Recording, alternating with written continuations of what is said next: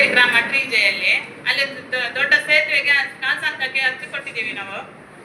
ನದಿಗೆ ದೊಡ್ಡ ನದಿ ಇದೆ ಇಲ್ಲಿ, ಅದಕ್ಕೆ ಒಂದು ಕಾಲ್ಸಂಕಕ್ಕೆ ಅರ್ಜಿ ಕೊಟ್ಟಿದ್ದೇವೆ. ಅದರ ಫಂಡ್ ಇನ್ನೂ ರಿಲೀಸ್ ಆಗಲಿಲ್ಲ ಅಂತೆ.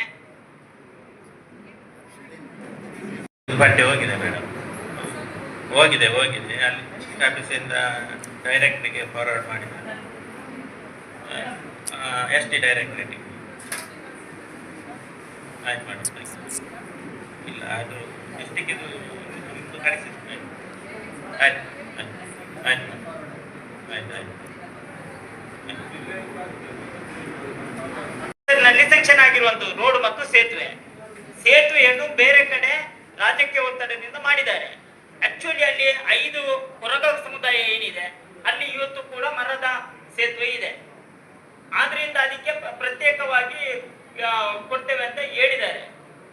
ಈಗ ನಾವು ಹೇಳುವಂಥದ್ದು ಸೆಕ್ಷನ್ ಆದದನ್ನು ಬೇರೆ ಕಡೆ ಮಾಡಿದ ತಪ್ಪಲ್ವ ಕೊರಗ ರೇಸಿನಲ್ಲಿ. ಈಗ ಏನಾಗ್ತಾ ಇದೆ, ಇಲ್ಲಿ ಪರಿಶಿಷ್ಟ ಜಾತಿ ಪಂಗಡದವರ ಹೆಸರಿನಲ್ಲಿ ಮೇಲ್ಜಾತಿಯವರು ಅಭಿವೃದ್ಧಿ ಆಗ್ತಾ ಇದ್ದಾರೆ.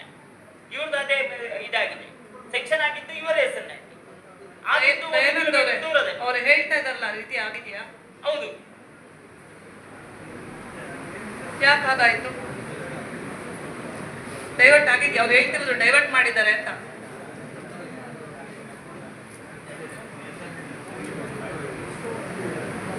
$72 ಲಕ್ಷದ ಈಗ ಹೊಸದಾಗಿ ಬೇರೆ ಸೇತುವೆ ಮಾಡಿದ್ದೀರಿ. ಓಕೆ, ಈಗ ಈ ಸೇತುವೆಗೆ ಬರ್ಬೇಕಾಗಿರ್ತಕ್ಕಂಥ ಅನುದಾನಕ್ಕೋಸ್ಕರ ಪ್ರಸ್ತಾವನೆ ಕಳಿಸಿದ್ದಾರೆ. ಹೌದು, ಜಿಲ್ಲಾಧಿಕಾರಿ ಅವರಿಗೆ ಕೂಡ ಲೆಟರ್ ಬರ್ತಿದ್ದಾರೆ. ಇವತ್ತು ಲೆಟರ್ ಬಂದಿದೆ ಅವರಿಗೆ ವಾಪಸ್. ಅವರು ಜಿಲ್ಲಾ ಅಲ್ಲಿಂದ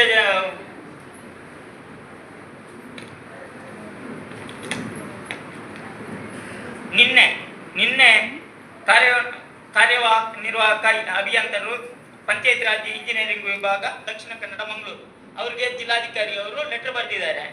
ಅದರಲ್ಲಿ ಏನು ಬರೆದಿದ್ದಾರೆ ಅಂತ ಹೇಳಿದ್ರೆ, ನಿಯಮಾನುಸಾರ ಪರಿಶೀಲಿಸಿ ಸೂಕ್ತ ಕ್ರಮ ಕೈಗೊಳ್ಳಿಕೊಂಡು ಸಂಬಂಧಪಟ್ಟವರಿಗೆ ತಿಳಿಸ್ಬೇಕಂತ ಹೇಳಿದ್ದಾರೆ. ಅಷ್ಟೇ, ಸೆಂಕ್ಷನ್ ಆಗ್ಲಿಲ್ಲ.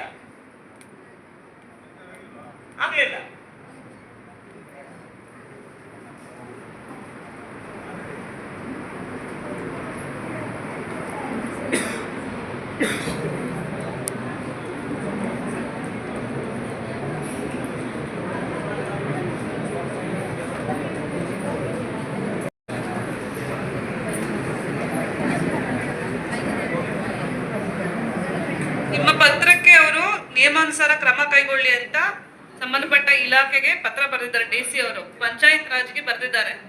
ಇದು ಸ್ಥಳೀಯ ವೀಕ್ಷಣೆ ಮಾಡಿ ಅಲ್ಲಿರ್ತಕ್ಕಂಥ ಎಷ್ಟು ವೆಚ್ಚ ತಗಲುತ್ತೆ, ಹೇಗೆ ಮಾಡಬೇಕು ಅನ್ನೋ ಎಸ್ಟಿಮೇಷನ್ ಮಾಡಿ ಈಗ ಆಲ್ರೆಡಿ ಪ್ರಸ್ತಾವನೆಯನ್ನ ಡೈರೆಕ್ಟರೇಟ್ ಎಲ್ಲಿ ಕಳಿಸಿರೋದು ತಾವು?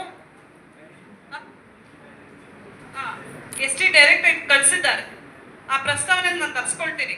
ಏನಾಗಿದೆ ನೆಕ್ಸ್ಟ್ ಫರ್ದರ್ ಕ್ರಮನ ಫಾಲೋ ಅಪ್ ಮಾಡಲಿಕ್ಕೆ ಆ ಪ್ರಸ್ತಾವನೆ ನಮಗೆ ಸುಲಭ ಆಗ್ತದೆ.